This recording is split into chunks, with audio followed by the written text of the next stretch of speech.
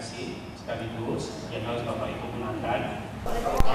Kepala Badan Kepegawaian Daerah BKD Sumsel, Ismail Fahmi, yang ditemui seusai melakukan sosialisasi penerapan aplikasi e-presensi di lingkungan Pemprov Sumsel, mengatakan Pemprov Sumsel mengajukan 6.128 formasi pada seleksi CPNS-A tahun ini.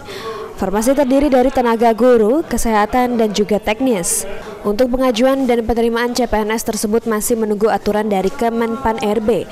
Lantaran dari informasi seleksi CPNS bisa dilakukan 3 kali dalam 1 tahun, dengan menyesuaikan perhitungan kebutuhan dan anggaran yang dimiliki daerah.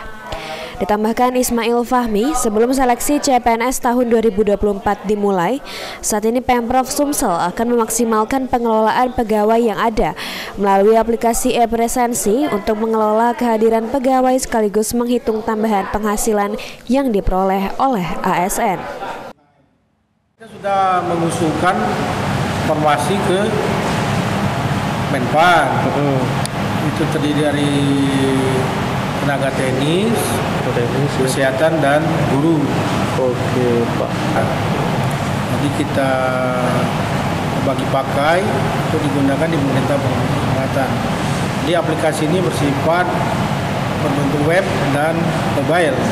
Jadi dia menggunakan handphone dan pakai wajah.